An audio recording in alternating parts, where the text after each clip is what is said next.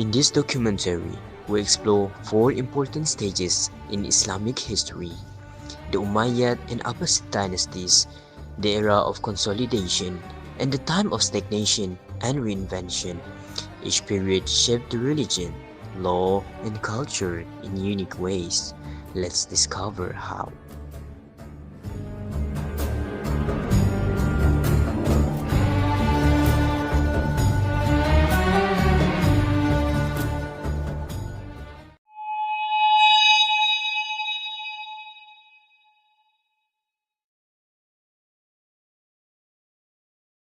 After the passing of Caliph Ali ibn Abi Talib in 661 Common Era, a new chapter began in Islamic history. The era of the Umayyad dynasty, regarded as the building stage, led by Caliph Muawiyah ibn Abi Sufyan. The Umayyads ruled for nearly a century until the reign of the last Umayyad Caliph, Caliph Marwan II, came to an end around the mid-8th century in the year 750 Common Era.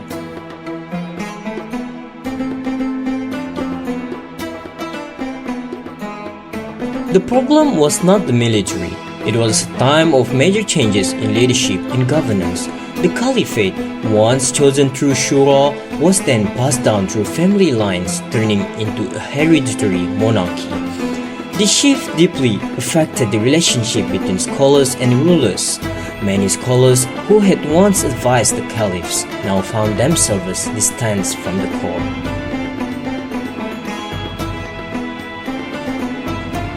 Some Umayyad caliphs introduced practices that were seen as a clear break from the earlier Islamic traditions.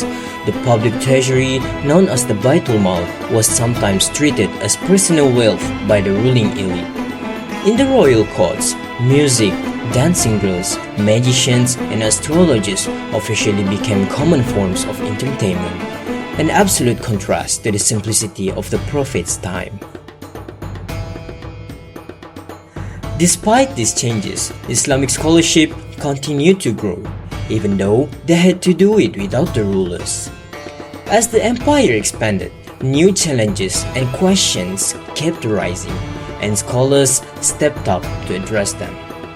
Many of these scholars had studied under the companions of the Prophet Muhammad ﷺ. They followed the established methods of interpreting the Quran and Sunnah and practiced ijtihad to solve new issues. They even managed to develop a number of other sources of Islamic law. This period also saw the early efforts to systematically compile Islamic law, preserving the wisdom and rulings of the Prophet's companions for future generations.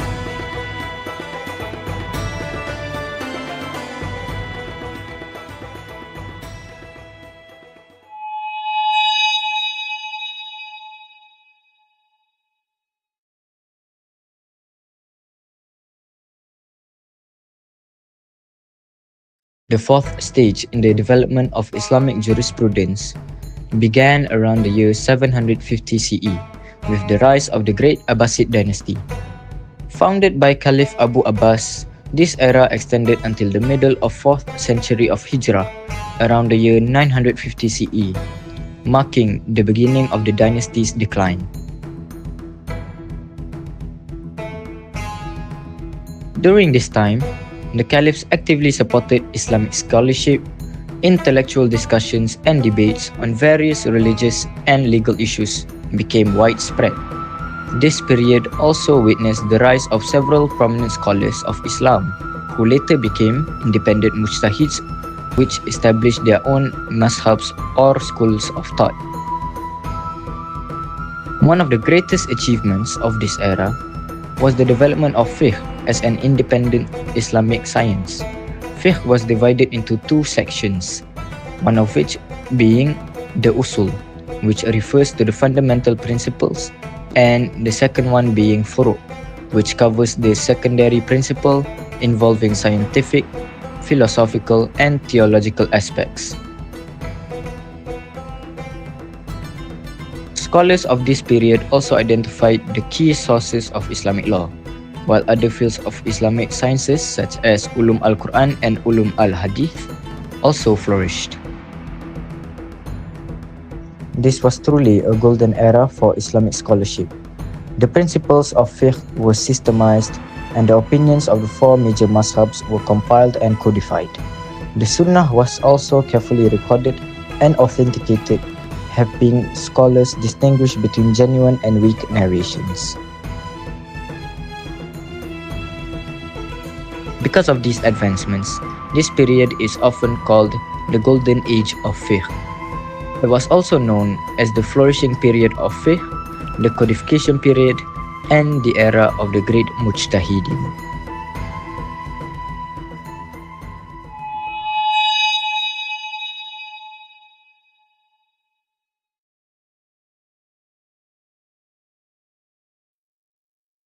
Between 950 and 1258 century, the Muslim world entered the consolidation period, the fifth stage in Islamic legal development. This era began after the golden age of scholarship and ended with the fall of Baghdad to the Mongols in 1258 century, marking the decline of the Abbasid Caliphate.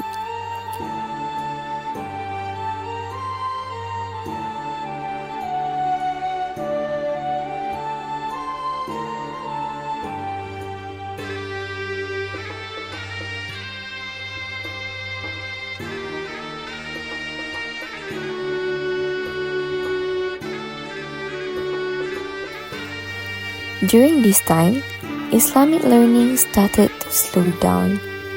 The period became known as the era of taqlid or imitation.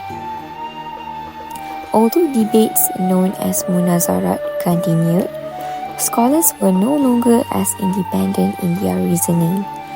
Many began to follow the opinions of earlier jurists instead of forming new ones, and some even believed that the door of ijtihad or independent thinking should be closed. This period also saw a major change in the development of Islamic schools of thought. While many mazhabs once existed, only four remained dominant: the Hanafi, Maliki, Shafi'i, and Hanbali. Each became highly organized, and scholars were required to follow the principles or usul of their own mazhab.